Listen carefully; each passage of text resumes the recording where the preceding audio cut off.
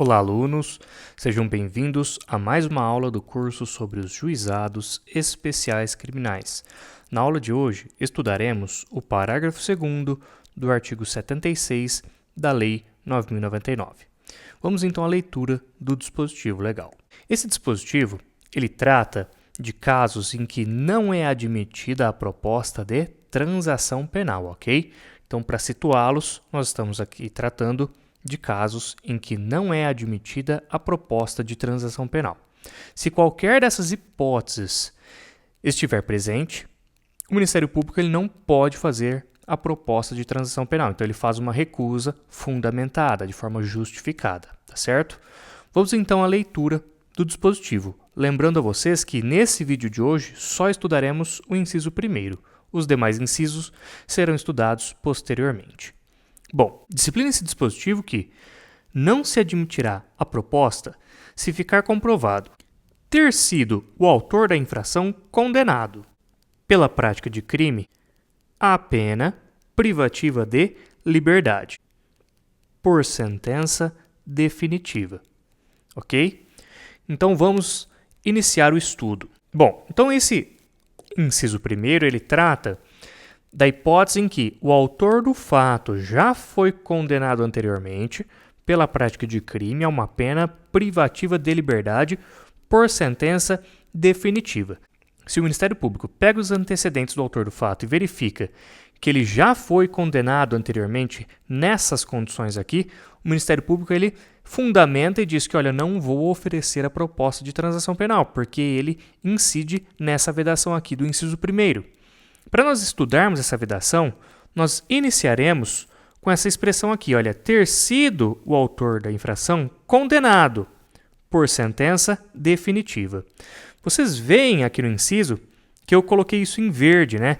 Eu acabei colocando a primeira parte e também a parte final em verde para ficar fácil a compreensão. Então vamos ler aqui tudo que está em verde aí no dispositivo. Diz o seguinte, olha, ter sido o autor da infração condenado por uma sentença definitiva.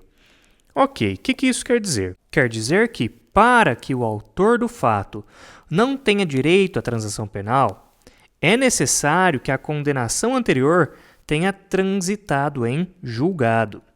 Isso nós extraímos dessa expressão aqui, olha, sentença definitiva. Quando o legislador aqui disciplinou que é necessária uma sentença definitiva, ele automaticamente está exigindo o quê? O trânsito em julgado da condenação anterior, tá certo? Então, se o Ministério Público pega lá os antecedentes do autor do fato e verifica, olha, ele foi condenado, mas ainda não transitou em julgado. Então, essa condenação aí, ela não pode ser utilizada para negar o benefício com base neste inciso que estamos agora estudando. E eu quero frisar isso para vocês, tá bom? Que tudo que eu for dizer nessa aula diz respeito a este inciso. Nada impede que o Ministério Público negue o acordo com base em outro inciso que estudaremos futuramente. Nós só estamos aqui estudando o inciso 1º. Então, se por um acaso o autor do fato tem uma condenação ainda não transitada em julgado, ela não pode ser utilizada para recusa ao oferecimento de proposta de transação penal. Tá certo? Vamos lá.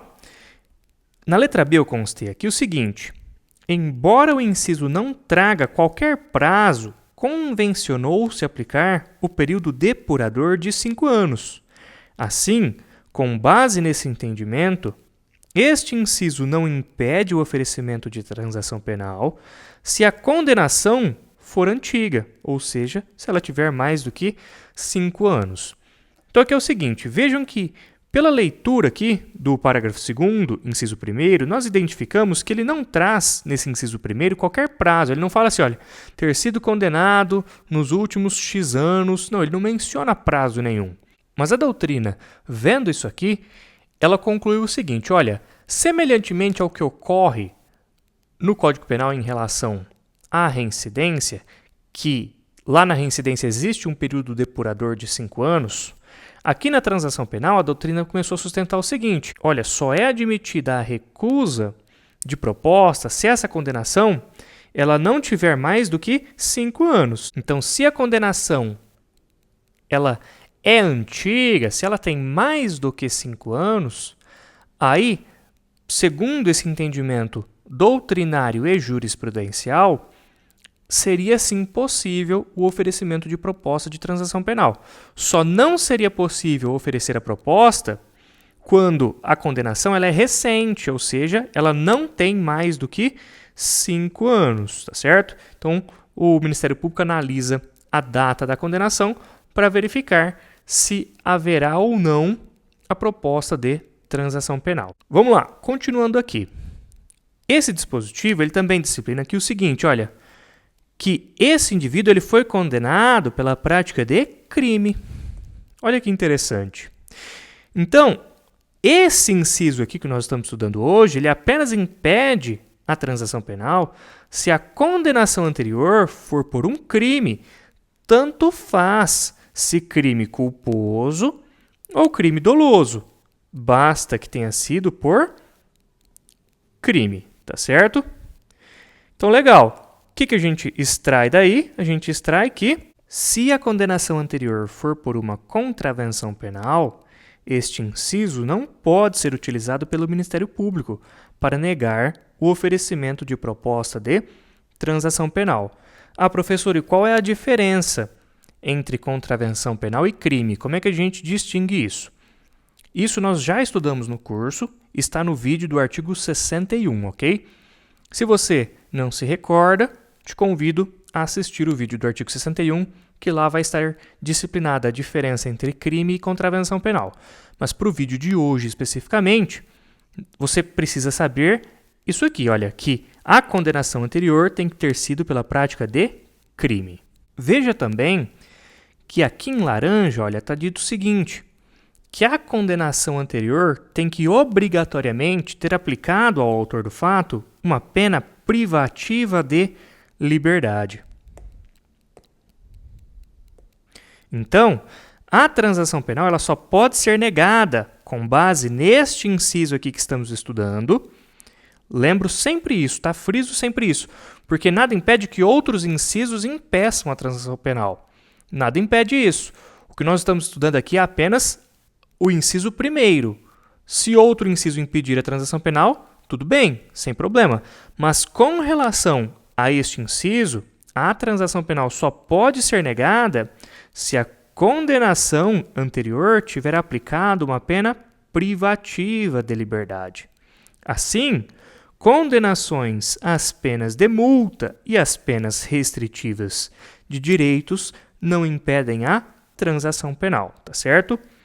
Então, vamos frisar isso, olha.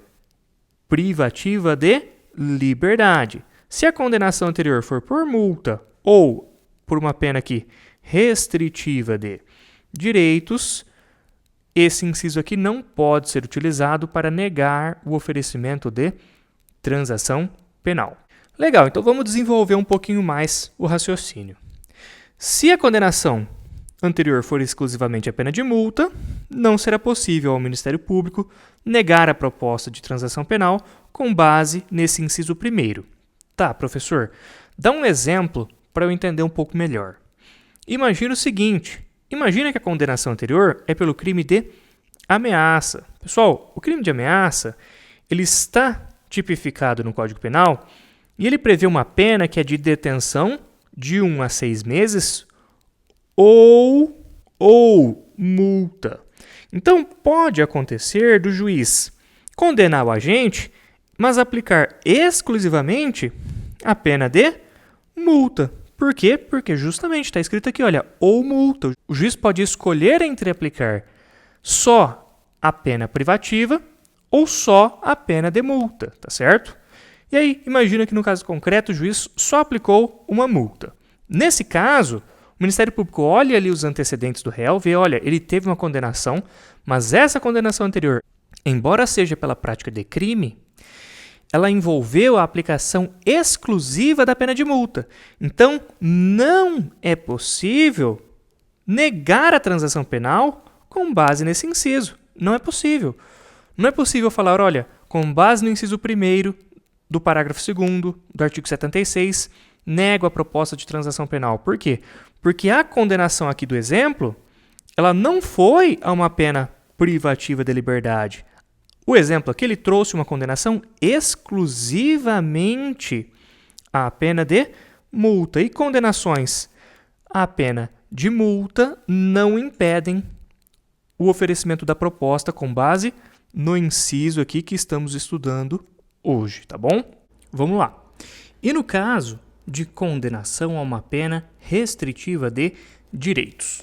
Bom, pena restritiva de direitos, evidentemente, não permite a aplicação desse inciso primeiro, porque esse inciso primeiro diz expressamente que a condenação tem que ser a uma pena privativa de liberdade, tá certo? Mas eu quero avançar um pouquinho com vocês. Sobre esse tema aqui, vai haver uma corrente que vai dizer o seguinte, olha, é sempre cabível a transação penal. Então, nunca, com base nesse inciso primeiro, seria possível negar a transação penal quando houve uma condenação a uma pena restritiva de direitos. Sempre é cabível a transação penal, segundo essa corrente de pensamento. Existe aqui uma segunda corrente de pensamento que diz o seguinte, olha, no caso de condenação à pena restritiva de direitos, na forma do artigo 44 do Código Penal, então essa corrente aqui ela diz o seguinte, olha, quando a pena restritiva de direitos foi aplicada na forma do artigo 44 do Código Penal, aí nesse caso também não seria possível o oferecimento de transação penal. Por que isso? Por que se for na forma do artigo 44 do Código Penal, segundo essa corrente de pensamento, não é possível oferecer transação penal? Porque, nesse caso, primeiro o juiz aplica uma pena privativa de liberdade e depois ele substitui essa pena privativa de liberdade por uma pena restritiva de direitos. E aí, pessoal, essa pena privativa de liberdade que foi aplicada, ela continua existindo na sentença. A única questão é que ela foi substituída por pena restritiva de direitos, mas ela continua a existir.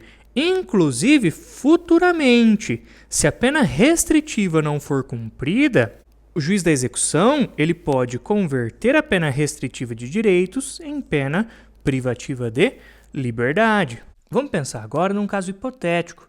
Imagine que o juiz condena o agente a 8 meses de detenção e substitui essa pena privativa de liberdade em pena restritiva de direitos de prestação pecuniária. Nesse caso, o que essa segunda corrente diz é o seguinte, olha, tudo bem, de fato houve a previsão na sentença de uma pena restritiva, que é a prestação pecuniária. Acontece o seguinte, a pena privativa, ela continua a existir. Ela está ali e continua a existir. Ela não deixou de existir. Inclusive, o juiz da execução, se o agente não cumprir a prestação pecuniária voluntariamente, ele pode fazer o seguinte, olha, eu vou converter a pena de prestação pecuniária que não foi cumprida naquela pena originária privativa de liberdade de 8 meses. Então, esses 8 meses, eles continuam a existir. A pena privativa de liberdade nessa sentença continua a existir. É por este motivo que essa segunda corrente de pensamento entende que esse tipo de condenação aqui também impede a aplicação da transação penal com base no inciso primeiro. Bom, é isso que eu gostaria de passar sobre este inciso. Eu apenas quero fazer ainda um acréscimo de observação aqui sobre esse item 3, que, olha, a gente tem que pensar numa prova sempre com a mente do examinador, né? Porque a gente precisa entender o que o examinador quer de nós. Aqui, pessoal, está muito expresso, tá? A pena privativa de liberdade. Então, assim, a não ser que a gente compreenda que o examinador quer algo diferente da gente, o que é o natural daqui, de a gente ler esse dispositivo aqui? É excluir automaticamente as multas e as penas restritivas. Só pode se a condenação for a pena privativa. Isso aqui é o mais natural para nós, não é mesmo? Então, assim, a gente muitas vezes tem que ir na segurança mesmo, tá? Tá escrito o quê? Privativa de liberdade. Durante as aulas eu acabo muitas vezes avançando um pouco, tentando pensar um pouco mais em outras situações, trazer possibilidades de pensamento distintas, mas a gente tem que ter sempre em mente também que a gente precisa entender o que está na mente do examinador para fornecer a ele a resposta que ele quer e também que a gente tem que buscar muitas vezes a segurança, certo? A segurança é o texto da lei. Pena privativa de liberdade exclui as multas e as restritivas. Tudo bem? Espero que vocês tenham gostado da aula e nos vemos no próximo vídeo.